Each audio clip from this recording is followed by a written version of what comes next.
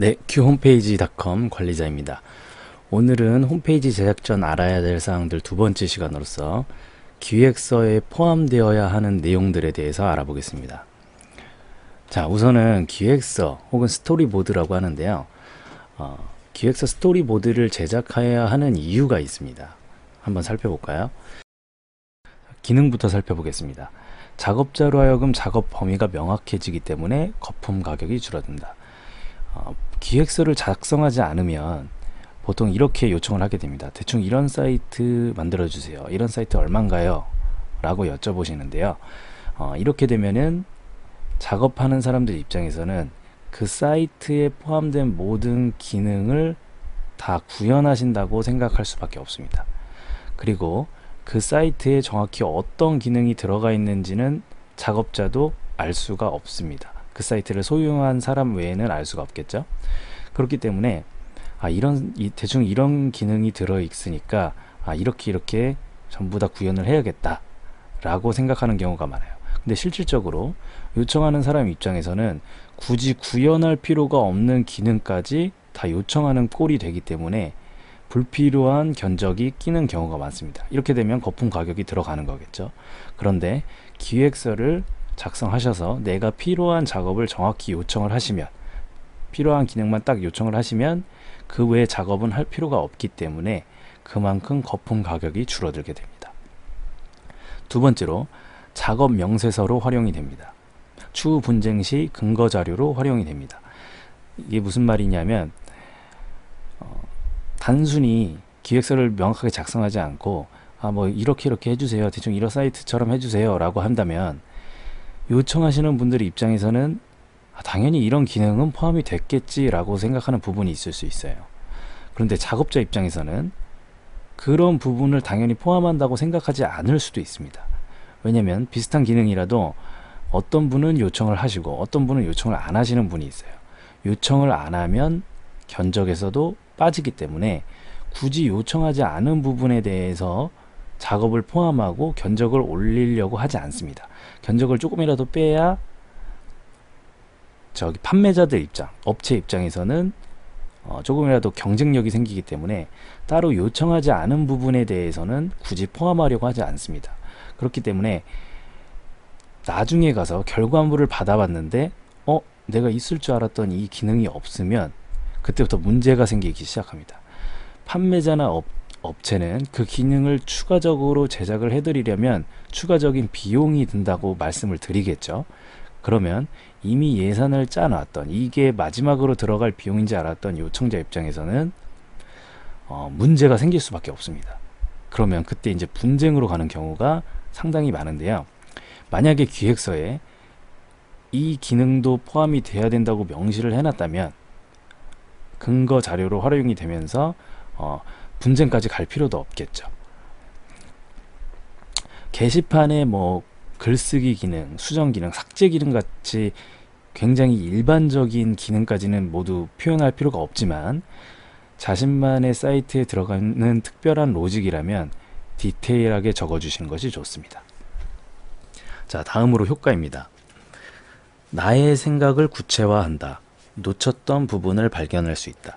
기획서를 작성하지 않고 단순히 머릿속으로 생각만 한다면 생각보다 자신의 기획이 디테일하게 정리되지 않은 경우가 많습니다. 그래서 결과물을 받았을 때 이런 부분은 더 추가했었어야 되는데 라고 생각할 수도 있고 이런 부분은 굳이 요청하지 않았어도 되는데 라고 생각할 수도 있습니다. 자신이 머릿속으로 생각한 거를 이렇게 문서화하다 보면은 내가 생각지도 못했던 부분을 발견하게 되면서 기획을 좀 더 튼튼하게 만들 수 있는 그런 효과도 생기겠죠. 자, 다음으로 작성 시 유의사항입니다. 내가 구상한 내용을 작업자가 그대로 이해할 수 있도록 작성한다. 내가 머릿속에 있는 내용을 그냥 막연히 다 자료로 정리한다기보다 이 자료를 받은 내가 기획하는 것을 전혀 몰랐던 사람이 내 기획서를 받고 내가 생각하는 것을 그대로 이해할 수 있도록 하는 게 이 기획서의 목적입니다. 그렇기 때문에 받는 사람의 기준으로 이해할 수 있게, 쉽게 이해할 수 있게 작성하는 게 포인트라고 할 수 있겠습니다. 자, 그러면 기획서에 들어가야 할 요소로서 가장 첫 번째, 사이트 맵입니다. 사이트 맵은 지난번에도 말씀드렸듯이 기획서를 구성하는 데 있어서 가장 중요한 사항이고, 사이트 맵을 구성했다면 기획의 50%가 끝났다고 생각하셔도 됩니다. 자, 사이트 맵은 뭐냐면 홈페이지를 구성하는 페이지들이라고 생각하시면 됩니다. 메인 페이지가 있고, 회사 소개 페이지가 있고, 또 마이 페이지 같은 게 있을 수 있고, 그 다음에 게시판, 그 다음에 쇼핑몰이라면 상품 리스트가 있을 수 있겠죠. 자, 그리고 회사 소개에 들어가면 단순히 한 페이지가 있는 게 아니라 연역 페이지가 또 따로 있고, CEO 페이지가 있고, 소개 페이지가 있고, 이제 뭐 주소나 오시는 길, 그리고 상품 리스트 같은 경우는 리스트에서 특정한 상품을 클릭하면 상품 상세 페이지로 이동하게 되고, 또 상세 페이지에서 결제를 하면 또 결제 페이지로 이동하게 됩니다. 자, 이거는 그냥 특정한 사이트, 대표적인 사이트의 예시이기 때문에 요청하는 고객님마다 사이트 맵은 달라질 수가 있습니다. 자, 사이트 맵은 사이트가 어떻게 구성이 되어 있는지 한눈에 파악할 수 있게 정리해놓은 도식이라고 생각하면 됩니다. 기획서에 들어가야 할 두 번째 요소로서 디자인 정리하는 방법에 대해서 알려드리겠습니다. 우선 디자인과 레이아웃을 구분해야 됩니다. 레이아웃은 어떤 컨텐츠, 어떤 요소가 어디에 위치하느냐, 어떻게 배치하느냐, 그 자체가 바로 레이아웃이라고 보시면 되겠습니다.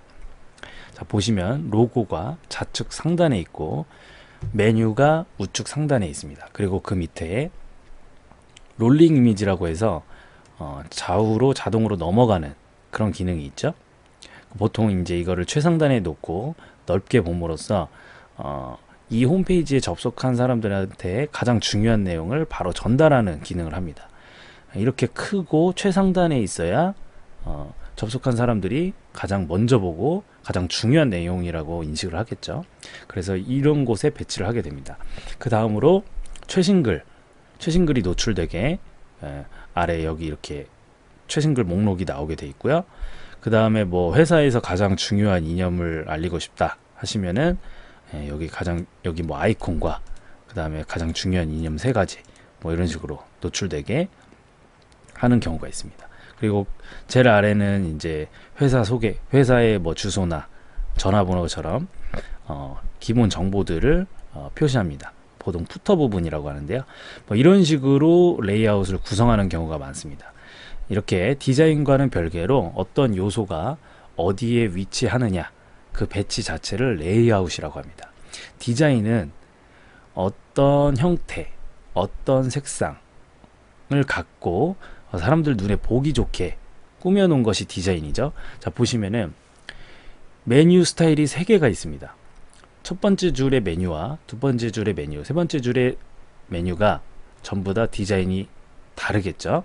첫 번째는 뭐 겉에 검은색 테두리가 있고 이런 폰트의 검은색을 사용하였고, 또 마지막은 주황색의 또 특이한 폰트를 사용함으로써 서로 디자인이 구분되고 있습니다. 그런데 메뉴의 레이아웃은 어떤가요? 현재 좌측에서 우측으로 단순하게 정리한 형태로서 레이아웃은 동일합니다. 즉 레이아웃은 동일하지만 디자인은 모두 다른 것입니다. 다음 페이지를 보면서 한번 정확하게 구분 지어 드릴게요. 자, 여기서는 원래는 로고가 좌측 상단에 있었는데 이번에는 중앙으로 왔습니다. 그리고 메뉴는 왼쪽에서 오른쪽으로 우측 상단에 위치해 있었는데 이번에는 위에서 아래로 좌측에 위치하고 있습니다. 따라서 롤링 이미지는 그만큼 줄어들었고요. 그 다음에 최신글도 역시 최신글의 이미지가 왼쪽에 있었던 반면 이번에는 위로 정리가 되어 있습니다. 자, 이렇게 메뉴가 전 페이지에서는 왼쪽에서 오른쪽으로 배치가 되어 있었는데 이번에는 위에서 아래로 배치가 되었죠. 이번에도 역시 디자인은 셋 다 모두 다르지만 레이아웃은 위에서 아래로 변형이 되었습니다. 자, 디자인은 어떤가요? 지금 이 디자인과 이 디자인 모두 같죠. 또 이 디자인과 이 디자인, 이 디자인과 이 디자인은 모두 같습니다. 즉 디자인은 같지만 위치를 다르게 했기 때문에 레이아웃은 다르다고 말씀드릴 수 있겠습니다. 자, 이게 레이아웃과 디자인의 차이입니다.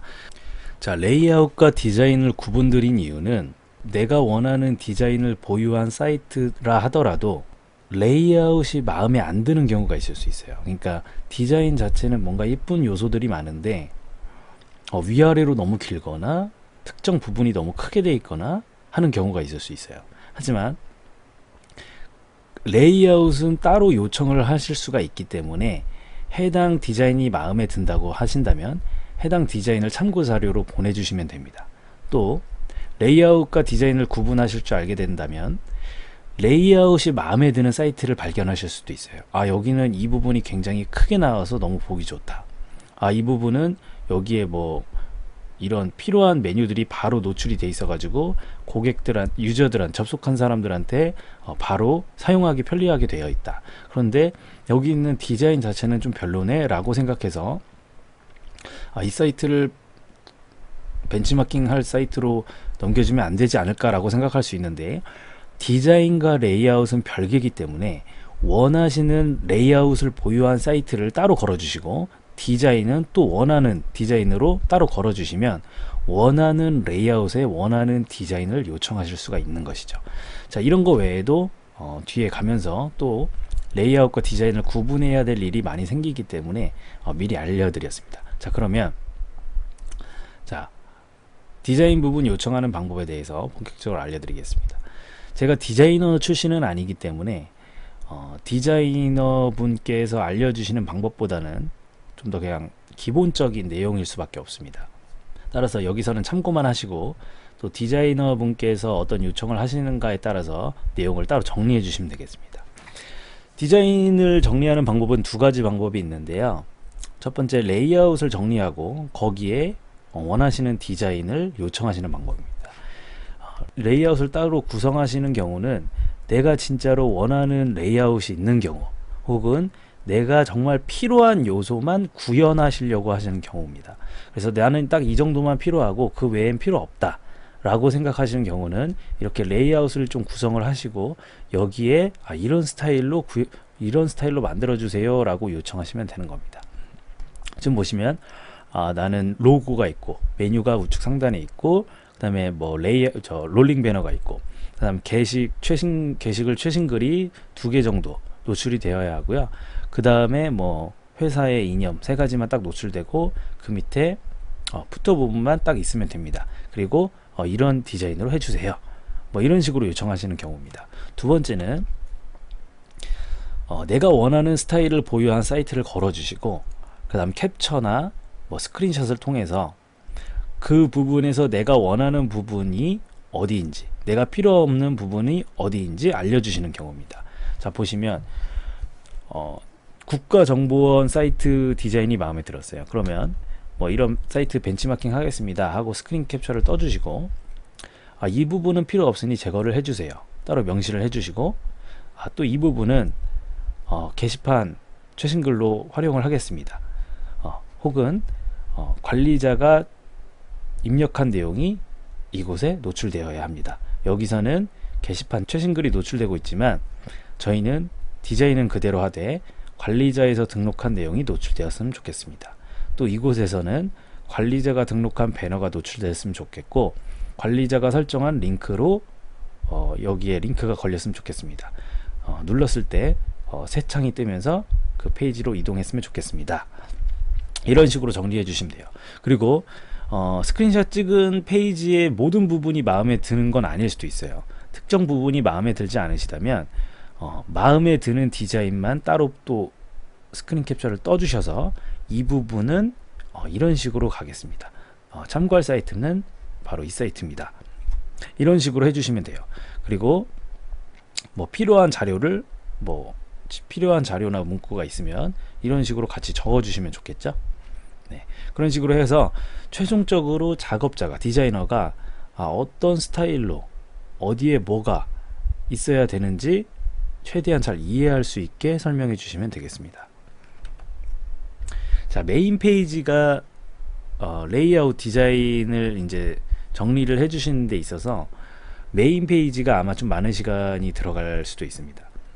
근데 서브 페이지는 메인 페이지보다는 아마 덜 시간이 들어갈 거예요. 메인 페이지는 더군다나 이 상단 부분과 하단 부분이 서브 페이지에서 공통으로 이용되기 때문에 또 전체적인 스타일을 정하는 페이지가 되겠습니다. 그렇기 때문에 메인 페이지는 좀 신경을 많이 써주시고, 서브 페이지도 따로 정리를 해주셔야 되는 이유가 있어요.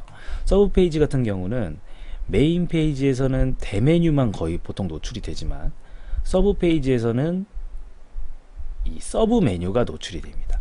그렇기 때문에 서브 메뉴가 왼쪽에 위치하게 되는지, 혹은 또 상단에 위치하게 되는지, 뭐 그냥 이렇게 탭으로 구분을 하게 되는지 또 알려주셔야 되고, 또 서브 페이지에 들어가야 하는 내용을 같이 정리해 주셔야 됩니다. 서브 페이지에 뭐 들어가야 하는 그 우리 회사만의 사진이라던가 우리 회사만의 뭐 연역, 우리 회사만의 내용을 같이 정리를 해서 한 번에 보내주시는 것이 좋습니다. 자, 마지막으로 내가 제작하려는 사이트가 반응형인지, 혹은 PC 버전만 제작을 하는지, 혹은 PC 버전과 함께 모바일 버전을 구분해서 제작을 하려고 하는지 알려주셔야 합니다. PC 버전은 우리가 보통 PC로 웹사이트에 접속했을 때 나타나는 모습이 PC 버전이라고 생각하시면 됩니다. 근데 모바일 버전은 모바일로 접속했을 때 나타나는 모바일 전용 레이아웃이 모바일 버전입니다. 예를 들어서 우리나라 유명한 포털 사이트 네이버에 모바일로 접속해 보면 PC에서와는 다른 모바일 전용 레이아웃이 나타납니다. 네이버는 PC 레이아웃과 모바일 레이아웃을 따로 구축한 것이고, 따라서 모바일 기기로 접속했기 때문에 모바일 버전의 레이아웃이 보여지는 겁니다. 만약 네이버의 모바일 버전의 레이아웃이 없다면 모바일로 접속해도 PC 레이아웃이 보여졌을 겁니다. 반응형은 레이아웃의 위치만 조금씩 바뀌는 게 반응형이라고 보시면 돼요. 디스플레이의 너비가 줄어들면서, 이게 PC 버전의 디스플레이라고 한다면 태블릿의 디스플레이 너비는 이 정도입니다. 근데 만약에 PC 버전의 모습이 그대로 보여진다면 좌우로 움직여가면서 이 사이트를 확인해야겠죠. 그리고 위아래 상단으로. 그렇게 되면 불편하기 때문에 디스플레이가 작아짐에 따라서 홈페이지 레이아웃도 그 너비에 맞게 줄어든다면 어떨까요? 그러면 위아래로만 스크롤링 하면서 확인하면 되기 때문에 보기가 상당히 편해집니다. 따라서 PC, 태블릿, 그 다음 모바일 버전 디스플레이에 맞게 레이아웃이 따라서 변하는 것을 반응형이라고 합니다. PC에서 보면 이렇게 보이던 것이 모바일처럼 조그만 화면에서 보면은 레이아웃이 다르게 변하는 거. 메뉴 버튼을 눌러야만 나오고, 그렇지 않으면 숨어 있게 되고, 또 롤링 이미지는 또 너비에 맞게 줄어들고, 또 역시 게시판 최신글도 줄어들고, 세 개를 한 번에 표현할 수 없다면 위에서 아래로 정렬되게 하는 그런 레이아웃이 변하게 하는 것을 반응형이라고 합니다. 반응형에 관해서 조금 더 알고 싶으신 분은 반응형에 관한 영상을 따로 찍어뒀으니 해당 영상을 참고하시면 되겠습니다. 세 번째는 기능입니다. 내가 홈페이지에서 원하는 기능이 무엇인지 정리해 주셔야 되는데요. 아까와는 다르게 약간의 시각 자료로 정리를 해 주시는 것이 효과적이었다면, 기능은 문자로 설명해 주시는 것이 효과적입니다. 자, 예를 들어서 준 관리자는 그룹 게시판을 생성할 수 있어야 합니다. 그룹 게시판은 같은 그룹에 속한 유저끼리만 접속할 수 있어야 합니다. 일반 회원은 그룹 게시판 참가 요청글을 올린 후에 그룹 게시판 관리자의 수락 후 이용 가능합니다. 메인 화면 배너 섹션에서는 관리자가 등록한 이미지가 노출되어야 합니다. 뭐 이런 식이나 일반 유저가 사용할 수 있는 기능, 또 준 관리자가 사용할 수 있는 기능이라든지 각 뭐 레벨별로 또 어떤 기능을 할 수 있어야 된다. 또 어떤 페이지에서 어떤 상황에는 어떻게 할 수 있어야 된다 라고 정리해 주시면 되겠습니다. 자, 그거 외에도 아까 정리하신 그 레이아웃 디자인 페이지에서 기능을 같이 정리해 주셔도 되는데요. 뭐 예를 들어서 쇼핑몰에서 카테고리는 관리자가 또 관리자 페이지에서 추가, 뭐 삭제, 수정할 수 있어야 되고, 또 로그인한 유저를 대상으로 내가 지난번에 구매했던 상품 중에서 자주 구매하는 상품이 다시 노출되어야 한다 뭐 라든가 원하시는 기능이 있으면 최대한 작업자가 이해할 수 있게 정리를 해 주시는 것이 좋고요. 단순히 내가 구매한 상품이 여기 노출되어야 합니다가 아니라 특정한 조건일 때 노출되는 경우가 많겠죠. 그래서 로그인한 유저를 대상으로 혹은 뭐 특정 뭐 레벨 이상의 뭐 유저를 대상으로 또 어떻게 했을 때 이런 상황이 나온다 라는 것을 자세하게 정리해 주시는 것이 좋습니다. 그래서 단순히 이렇게 정리하시는 것뿐만이 아니라 예시를 적어주면 좋습니다. 또 이런 기능을 설명하실 때 중요한 점은 주어, 목적어, 서술어를 반드시 적어 주셔야 됩니다. 문장이 길어지다 보면은 주어나 목적어를 생략하는 경우가 많은데 이 기획서를 받는 사람 입장에서는 해당 문맥대로 읽었음에도 불구하고 주어나 목적어가 다른 것으로 헷갈릴 수가 있어요. 그렇게 되면은 실제로 구현했을 때 다르게 기능이 나오는 상황이 생길 수도 있으니 매번 주어, 목적어, 서술어를 명확하게 설명해 주시는 것이 좋습니다. 자, 이거에 대한 예시로 아까 보여드린 것처럼 이렇게 캡처를 떠서 이쪽에는 어떤 기능이 구현돼야 된다, 뭐 여기서는 어떤 기능이 구현돼야 된다, 이렇게 따로 설명을 해주시면 되겠죠. 네, 그 외에 뭐 사이트 전체적으로는 또 어떤 기능이 있어야 된다, 뭐 라고 한다면 이런 레이아웃 말고도 특정한 뭐 로직을 따로 설명해 주셔가지고 작업자가 더 잘 이해할 수 있게 설명해 주시는 것도 좋습니다. 주로 이렇게 문자로 설명해 주시는 것이 전달하는 데 효과적입니다. 자, 네 번째로 기타 사항입니다. 주의사항이 두 가지가 있는데요. 첫 번째는 도메인은 반드시 본인 명의로 구매하셔야 됩니다. 자, 도메인은 뭐냐면 도메인은 보통 인터넷 주소창에 직접 주소를 써서 들어가는 경우가 있어요. 예를 들어서 이렇게 브라우저가 있으면 이 상단에 이제 주소를 직접 써서 들어가는 경우가 있죠. 우리나라 대표적인 포털 사이트 네이버라고 있습니다. 자, 네이버닷컴이라고 치면 네이버 홈페이지 소스가 올려져 있는 곳으로 연결을 합니다. 그러면 네이버 화면이 뜨겠죠. 자, 이게 이제 네이버 도메인이고 이게 네이버 홈페이지입니다. 그러니까 네이버 홈페이지 코드랑 도메인이랑은 다른 개념인 거죠. 네이버 말고 예를 들어서 네이버2라고 해가지고 도메인을 네이버가 샀다고 해봅시다.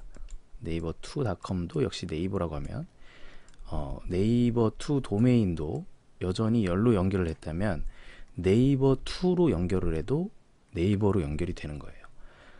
도메인은 특정한 사이트로 연결해주는 주소라고 생각하시면 됩니다. 자, 그런데 업체의 홈페이지를 제작을 맡기면서 이런 도메인 구매, 호스팅 구매까지 전부 맡기는 경우도 있습니다. 전부 맡기다 보니까 원래대로라면 도메인 명의는 요청자의 명의로 등록을 해야 돼요. 근데 전부 다 맡기다 보니까 업체가 이런 것까지 다 등록을 하는 경우가 있습니다. 더러. 자, 그럼 업체 명의로 이제 등록이 되는 경우가 있는데 나중에 도메인과 홈페이지를 이제 다른 곳으로 옮기기 위해서 업체한테 요청을 하면 원래대로라면 코드와 홈페이지 소스 코드와 도메인 명의 이전을 해줘야 됩니다. 이 도메인이 업체 명의에서 구매자 명의로 이전을 해주는 작업을 추가적으로 해줘야 됩니다. 자, 근데 이렇게 되면은 이렇게 해주면 상관이 없는데 만약에 이제 회사랑 불미스러운 일로 싸우게 됐어요. 그러면 서로 감정적인 문제가 생기기 때문에 이런 코드하고 도메인을 안 줄 수 있는 상황이 생깁니다. 자, 그렇게 되면은 나중에 이제 뭐 법적 문제까지 가게 되는데 그 사이에 예를 들어서 홈페이지에서 어떤 이윤이 발생하는 홈페이지라면 당장 홈페이지를 다른 곳에 오픈해야 되고 이 도메인을 이 홈페이지에 걸어야 되는 상황이 있는데 그러질 못하는 거예요. 이 명의 자체가 내게 아니다 보니까 홈페이지는 새로 만든다고 하더라도 도메인을 기존에 쓰던 거를 다시 이 홈페이지에 걸어줘야 되는데 그동안 유저들이 우리 홈페이지에 오면서 이 도메인 닷컴이 굉장히 이제 익숙해지면서 브라우저 창에 이 도메인을 검색하거나 포털 사이트에 이 사이트의 이름을 쳐서 나오는 도메인에 접속을 하려고 해도 여기 이 도메인을 갖고 있는 업체가 링크를 끊어버리면은 더 이상 기존 사이트나 새로운 사이트에 연결을 할 수가 없습니다.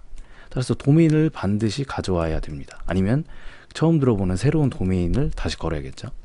자, 이런 일이 생기기 때문에 도메인만큼은 바로 자기가 명의로 등록을 해야 되는 겁니다. 직접적으로.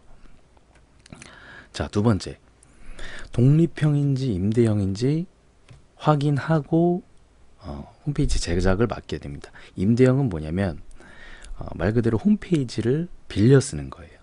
일반적으로는 이미 제작되어 있는 홈페이지에서 제목, 로고, 들어가는 이미지, 상세 페이지 이미지만 바꿔서 그 홈페이지를 빌려서 사용하는 겁니다. 그렇다 보니까 따로 제작한 시간이 거의 없고 상당히 빨리 홈페이지를 받아볼 수 있고 저렴하게 홈페이지를 이용할 수 있습니다.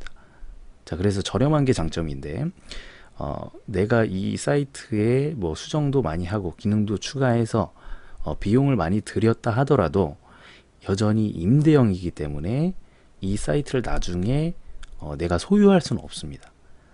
그러니까 비용을 많이 들인다고 해도 그 사이트를 내가 뭐 따로 갖고 나가서 다른 호스팅을 이용하거나 뭐 따로 뭐 특별한 엄청나게 특별한 기능을 넣거나 뭐 빼거나 내가 맘대로 어떻게 할 수가 없는 거죠. 근데 임대형이라는 그 서비스 특징이 회사에서 운영하는 그 홈페이지 소스 코드를 갖고 계속해서 회사에서는 그 소스 코드에 추가하고 업그레이드를 하기 때문에 이 소스 코드를 외부로 백업해서 주는 게 불가능해요, 애초에. 그렇기 때문에 임대형은 내가 아무리 이제 돈을 투자했어도 나중에 가져 나올 수 없다는 걸 기본적으로 알고 있어야 됩니다. 대신 장점은 초기 비용이 굉장히 저렴하죠. 독립형은 이제 그 소스 코드가 순전히 내게 되는 겁니다. 다 처음부터 끝까지 제작을 해서 그거를 나한테 넘겨주는 겁니다.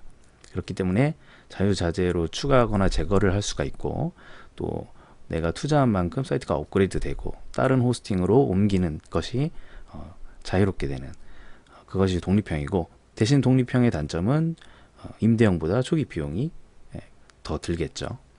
그래서 이런 차이 정도는 알고 진행을 하셔야 됩니다. 자, 마지막 준비사항. 첫 번째, 독립형이라면 호스팅 구매 후, 호스팅이라고 하면은 이제 이 사이트 소스 코드를 올릴 서버라고 생각하시면 돼요. 그래서 독립형이라면 호스팅 구매 후 관련 정보를 작업자에게 전달하시기 바랍니다. 근데 만약에 업체한테 작업을 맡기셨다면 아마 호스팅 관련 작업도 업체가 알아서 처리를 해줄 겁니다. 그런데 독립형이라면 이 사이트 소스 코드가 내 거기 때문에 그 소스 코드에 접속하는 정보 정도는 주인인 내가 알고 있어야 되는 거예요. 그래서 뭐 맡겼던 업체 외에 다른 사람한테 또 맡기려고 한다면 그런 정보를 전달해 줘가지고 우리 사이트 소스 코드에 이렇게 접속해서 이 부분을 수정해 주세요 라고 요청할 수가 있겠죠. 그러니까 뭐 내 집에 들어가는 열쇠 정도로 그냥 생각을 하시면 됩니다. 그래서 함부로 알려주시면 안 되고 자주 비밀번호도 바꿔주시고 관리를 해주시는 것이 좋습니다. 그리고 필요한 자료와 파일을 모두 준비해서 작업자에게 넘겨줍니다. 사이트의 견적을 묻기 전에 기본적으로 이 사이트에 들어가는 문구, 자료, 파일, 사진, 그다음 뭐 회사 관련 정보를 같이 딱 일목요연하게 정리해서 보내주셔야 이 작업이 어느 정도 걸리는지를 더 잘 알기 때문에 한 번에 보내주시는 것이 좋습니다. 그리고 견적이 산정된 이후에 자료를 보내주면 문제가 생기는 경우가 있어요. 작업자 입장에서는 이 정도의 작업이었구나 라고 생각을 했었는데 실제로 견적이 산정되고 작업이 진행된 이후에 생각보다 많은 자료가 넘어오면 견적 이상의 어떤 자료라고 생각을 해서 불가피하게 요금이 어떤 비용이 오를 수가 있습니다. 자, 그렇게 되면은 서로 좀 껄끄러워지는 상황이 생길 수가 있겠죠. 그렇기 때문에 가능하면 대부분의 자료를 한 번에 준비해서 작업자에게 넘겨주시는 것이 좋습니다. 자, 여기까지가 기획서에 포함되어야 되는 내용들이었고요. 굉장히 기본적인 사항만 알아봤습니다. 기본적인 사항만 포함을 하려고 했지만 생각보다 내용이 좀 길어졌네요. 이 외에도 각각 단계에서 더 자세하게 알아야 될 사항들이 있는데 앞으로 동영상을 통해서 더 자세하게 알려드리겠습니다. 혹시나 궁금한 사항이 있다면 코멘트를 남겨주시면 따로 동영상을 촬영을 하거나 더 보강해서 올려드리도록 하겠습니다.